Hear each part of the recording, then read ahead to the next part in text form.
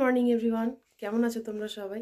আশা করছি সবাই খুব ভালো আছো। আমিও খুব ভালো আছি। তোমার আরও একটা নতুন ব্লগে তোমাদের অনেক ওয়েলকাম। তো আজ হলো সেই ধামাকেদার বার্থডে ব্লগ।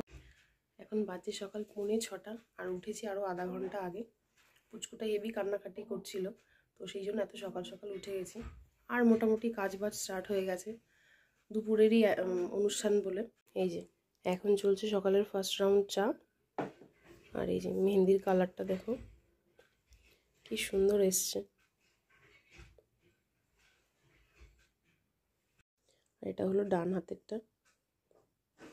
আর এই যে এটা হলো বৌদির হাতের মেহেন্দি। বৌদি যদিও তোলেনি, রাতের বেলাতে বসে আমি পরিয়ে দিয়েছিলাম। এটা প্রফেশনাল আর এটা আনপ্রফেশনাল আর কি। যাই হোক, বৌদি মেয়েটার কাছ থেকে পড়তে পারিনি, সময় পাইনি পুচকুটার জন্য, তাই আমিই পরিয়ে দিয়েছি। সুপার মম আমার শুরু হয়ে গেছে, তো যাই গিয়ে আমিও একটু মায়ের হাতে হাত লাগাই। তো সবাই মিলে এই যে উঠোনটা মোটামুটি ক্লিনিং হয়েছে। আর এখানে একটু পরে এটা কার্পেট বিছানো হবে। কিছু বললে? এই যে পুচকু বাবা তাণ্ডব করে তারপরে এখন ঘুমাচ্ছে। আর সবাই সবার কাজে লেগে পড়েছে। নিজেদের বাড়ির অনুষ্ঠানে এইভাবে বসে থাকা তো অসম্ভব, তো আমিও একটু হাত লাগিয়েছি সকাল থেকে। আর এই যে জলের জার ঠারগুলো সব এদিকে আমরা আনলাম, বাড়ির উঠোনটা ক্লিন করে নিলাম আর কি। ওদিকে তো প্যান্ডেলটা হচ্ছে। আর এই যে এখানে সব সবজি ধোয়া হচ্ছে। আর কিছুক্ষণের মধ্যে রান্নাটাও স্টার্ট হয়ে যাবে। ও বাড়ির সামনে দিয়ে বারবার যাতায়াত করছি প্যান্ডেলে, আর এই লেবু গাছটা খুব বারে বারে চোখে পড়ছে। তো ভাবলাম একটু তোমাদের সঙ্গে আমার মেমোরিটা শেয়ার করি। ছোটবেলাতে খেলার জন্য প্রচুর এই লেবু গাছটাতে আমরা উঠেছি। এখন যদিও অনেক ডালপালা এই গাছটা ছেটে দেওয়া হয়েছে, কিন্তু সেই সময় লেবু গাছটা অনেক বড় আর ঝাঁকড়া ছিল। সময় অনেকটা বয়ে চলে গেছে, কিন্তু এই লেবু গাছটার উপরে অনেক স্মৃতি জমে আছে। এই যে এইদিকে হচ্ছে অনুষ্ঠানের প্যান্ডেল। যে প্যান্ডেলে নিয়ে চললাম আমি আর মা পটল চিংড়ির পটল।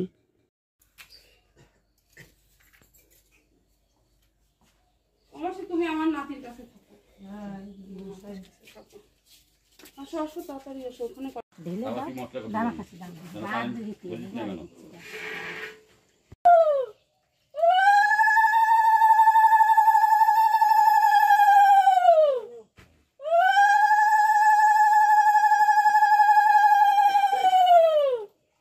অনুষ্ঠানের রান্না বান্নার আগে বাস্তু ঠাকুরের পুজোর যে রিচুয়ালসটা থাকে, তো সেটাই এখন কমপ্লিট হলো।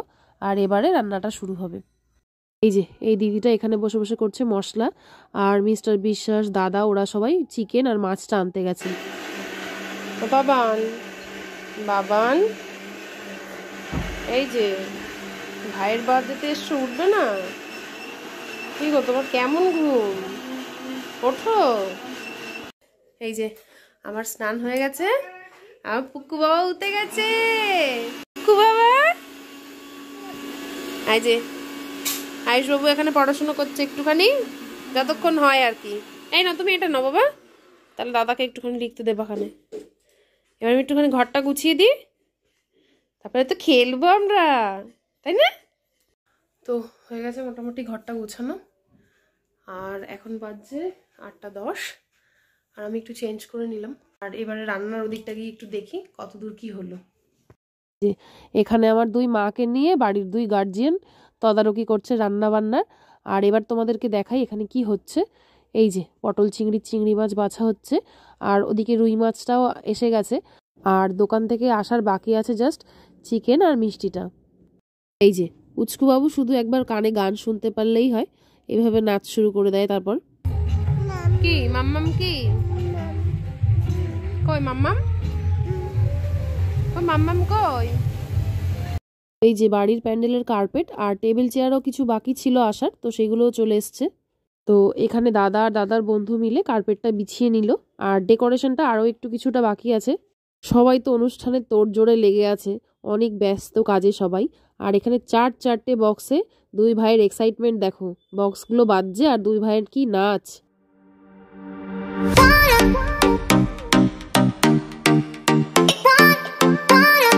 এখানে হচ্ছে সকালের খাবারের তোড়জোড়, ছোলার ডাল আর হবে লুচি। বৌদি আর মাইমা মিলে সবটা করছে এখানে। এই যে কাল রাতে যে ফুলটা কিনে এনেছিলাম সেটা তো তোমাদেরকে দেখানো হয়নি।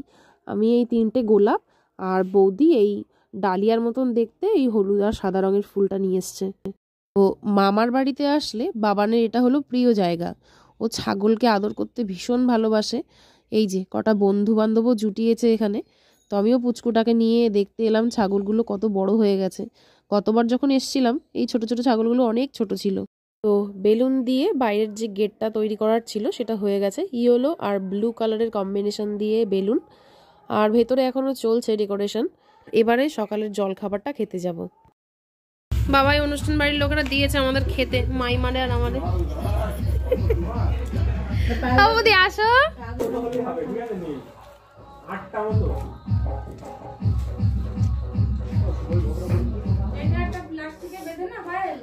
হ্যাঁ মা, হ্যাঁ হ্যাঁ হ্যাঁ হ্যাঁ। লুচি কিন্তু মাইমা বেশ মিষ্টি মিষ্টি লাগছিল, মানে ময়ামটা ভালো হয়েছে। সকালের জল খাবার হলো আর এবারে বহু প্রতীক্ষিত সময়।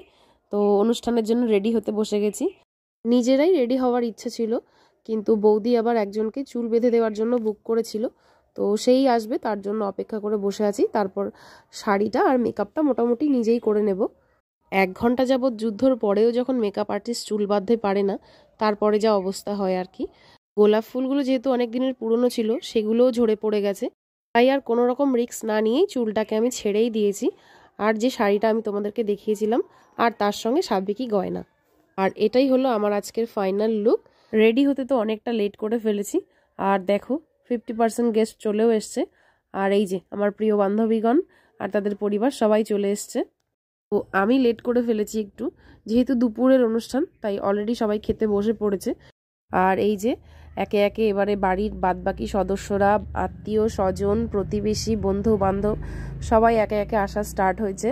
তো বাড়ি একদম পুরো জমজমাট। বলে রাখা ভালো, এই ভিডিওটা আমি এডিটিং করছি অনেকটা পরে জন্মদিনের, অনেক রিল্যাক্সে। কিন্তু যখন এই অনুষ্ঠানটা হয়েছিল আমি অনেক চিন্তার মধ্যে দিয়ে ছিলাম, কারণ বাবানের ছিল ফাইনাল পরীক্ষা। তো পরীক্ষা দিয়েই ওই বাড়িতে এসেছিল, আর তার পরের দিনও ছিল অঙ্ক পরীক্ষা।